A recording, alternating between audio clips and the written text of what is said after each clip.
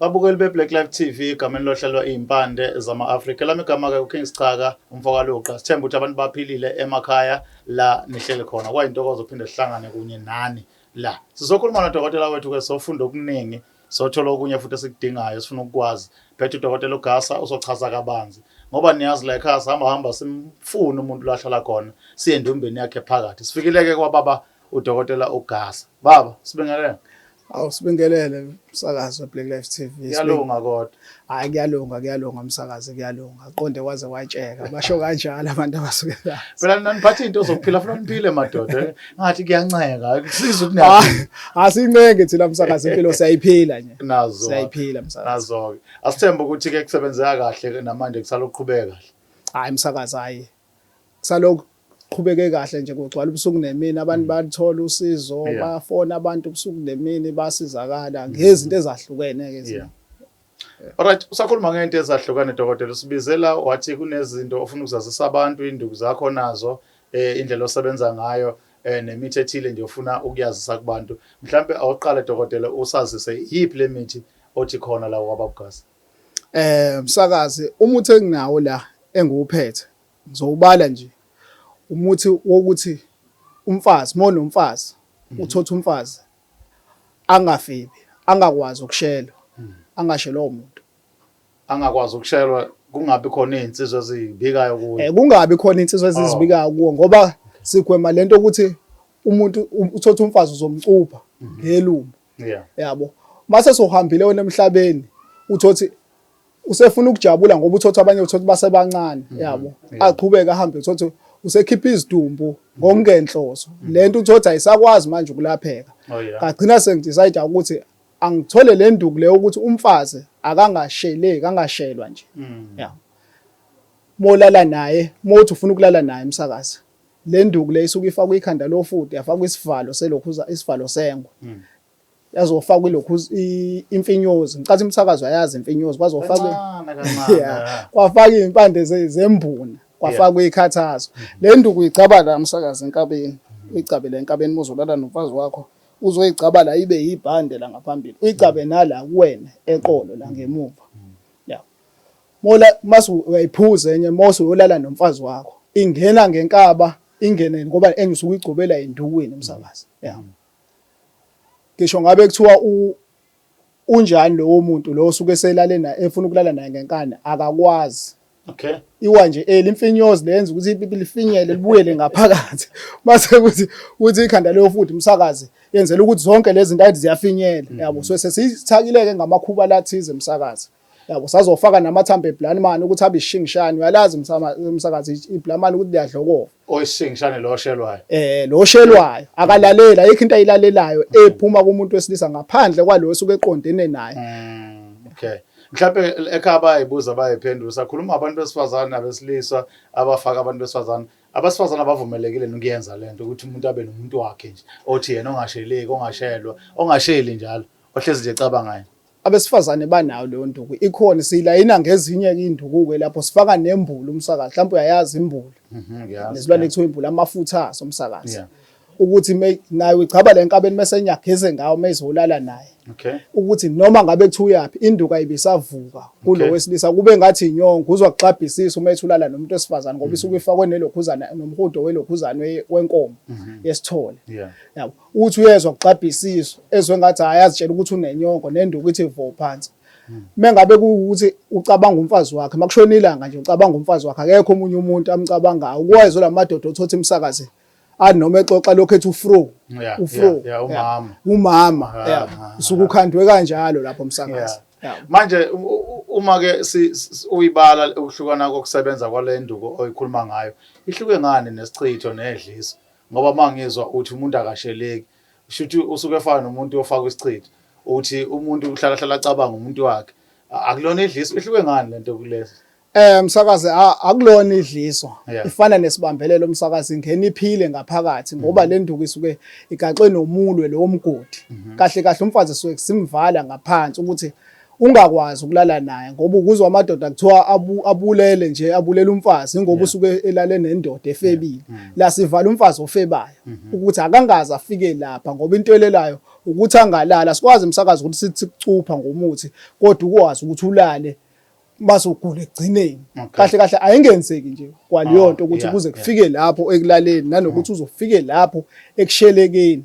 Iblamani silifakela leyo nto ngoba safundisa umuthi, safundiswa amakhehla anolwazi lomuthi ukuthi idlokove nje ayisona isichitho umsakazi. Usuke ethandeka nje basuke befuna ukumshayela njengezwalo ukuthi usuke ethandeka umsakazi. Hayi ngiyakuzwa Dr. Lichazile. Ake sigijime sibheke futhi enye induku othunayo mhlawumbe sobe sibuye futhi sibheke khona la.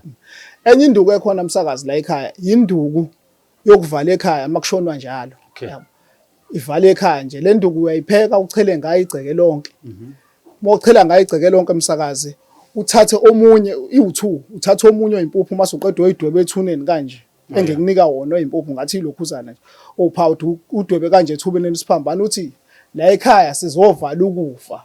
Siyakuvala ukufa manje. Kungaphinde kube khona umuntu ofayo. Ethuneni elilodwa lisuke likhona. Uthi ngithi vukanike nonkeke nina bakobani nisilwise lempi le abantu abashona njalo ngithi namhlanje siyakunqamula kungaphinde kwenzeke. Kube khona umuntu oshona njalo. Umuntu akashone ngoba sekufika isikhathi sakhe. Kuzoba khona omunye ke umsakazi ke okhipha umuntu ejele.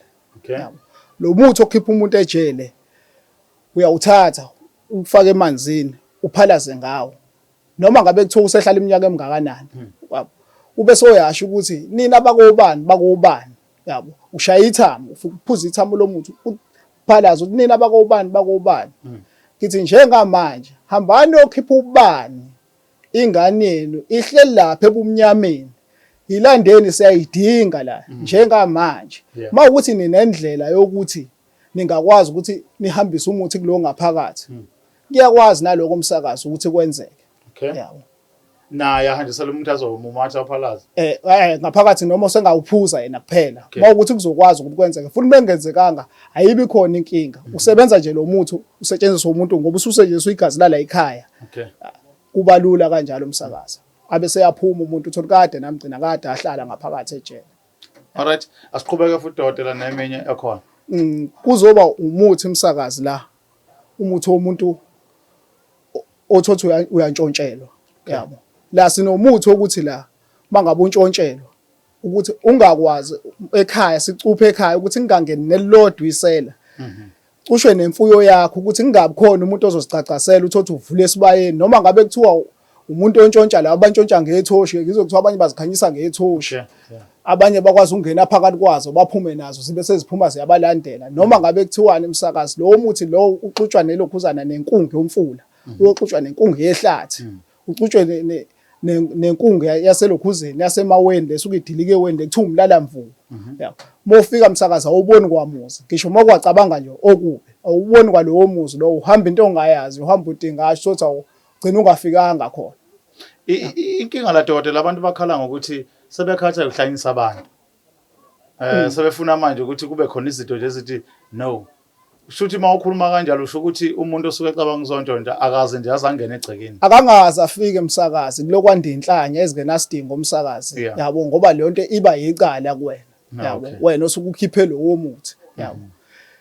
Kumele angaze afike laphana ngisho befika abantu kuleyo ntelezi lesiniyana ngisho ngabe kufika abantu bazohlasela umsakazi bathi bazohlasela bethi bazoshisa umuzi abawuboni kwayiwona ifakwe nedu kwamkhondo umsakazi yabo umuntu ocabanga okubi akwenzeki umsakazi akafiki phela uzwa ngabantu bethi hey bebona abantu behamba ngemoto kanje bebuza ukuthi kephi kabani sabachazela abafikile so ayabafikanga hayi yezwakala Dr. uyachaza siye kokugcina ke engicabanga ukuthi ukhulume ngawo futhi nawo wathi uyafisa ukuthi uwazi noma ababukeli bethu bakuthole ukuthi owani asiye Dr. Msakazi okugcina umuthi ukuthi ucupha isidumbu umuntu oshonile ogwaziwe yabo lo muthi lowo ufika ugezwe ngawo umenyezwe ngegama kuthiwa abani sithi hamba uyolanda labantu abakubulele ubalande asisho ukuthi siyakhipha la ekhaya mase kuzoba khona wesibili esikunika wona uhamba nawo lo obese ovala ngawo umkhokha base nimgeza amanxeba nebese nimgeza senimthela ngenyongo yembuzi lithi mase uqedile kube sobuyele emndenini wakho hayi ukuthi umsakazi simphathisa isikhali sokuthi maye sebuya abuya ngoba le nto igcina seyidala isifo phakathi kwekhawuthi obusebuya kabi yabo ngoba sesusa semhlambulula ngalo muntu semhlambulula ngenyongo uthi maye seqedile sekuvala umkhokha lo abe sebuye seze ekhaya usezohlala ke emndenini usehubuyela kubantu bonke ikhona into enziwayo ukuthi abuyise azohlala seqediwe ngalokho ikhona msakazi ngoba sesithi sesiyakulokhuza sesiyakuhlambulula manje sesivala lo mkhokha lo sesiwuvala ngembuzi leyo kuvala umkhokha senzela ukuthi base uqedile lapha ngalabo abantu ngoba sithi sifuna ukubabona babonakale ngamehlo labantu abambulele yabo mase uqedile ke lapha so yabuya ke lapho ke so sesikuhlambululile nje ngoba sesikhuluma sesikuhlambulula amanxeba ke sesifaka inyongo la sesigeza ngalomuthi uthi sobuya ngempela seniyazi ukuthi hayi obani nobani ngoba bashona ngokulandelana kuyenza abashone ngosuku olulodwa yabo babe sengozini emoto yabo kuya ngokuthi kwenzeke kanjani kodwa niyababona ngamehlo ngoba nisonishela ukuthi nifuna ukubabona ngamehlo maye sebuya ke kube sekubuya iphupho komuntu wakhona athi umphuphile ulokhuzana amusho ngegama ukuthi hayi ngimpuphile ubani ufikile ngimina okusho ukuthi uhambe kahle yabo. Okay babukela sigeqe amagula lokho singemuki makukhona okunye ufuna ukwazi nokubuza udokotela azothi mayiqeda bese shiya inombolo yakho ukuze nikwazi ukukhuluma naye nizwe kabanzi ngoba la suke sizoze ekhaya phezulu nje nina bese nimfonela eceleni nikhulume naye nizwe kabanzi ngalokho esizokhuluma ngakho. Dokotela lakho lokugcina nenombolo yakho abantu abakuthola kuyona nezikhathi osebenza ngazo la okhona. Msakazi elami lokugcina ngisho ngithi abantu nje wabenenkinga nje ayikho into obasiza ngaphandle ukuthi bazisukumele bona yabo bahambe bafuna usizo yabo. Inombolo yami ithi msakazi ithi 081 45 78 132 sephinde 081 45 78 132 izikhathi msakazi noma yini bayazi abantu bebefona uthoni nasebusuku ngiyahamba ngiyobalanda khona nemoto yami isebenzela eDurban Station kwabasuka kude ngibabhukhela indawo zokulala bakwazi ukuthi baphumule sihleze sisebenza msakazi. Siyabonga kakhulu Dodo. Thokoza kahle. Babukeli beBlaqlife TV asibonga ke ithuba nesikhathi sithemba ukuthi khona nizokufunda ningakutholanga kahle nizophinde nishare ama comment sikwazi ukuwafunda sibuyele kuyena Dodo lasizwe lokho enikubuzayo. Gama lami uKing Sichaka awasiphile nje njalo siphinde sibonane kokuzayo. Nisale kahle.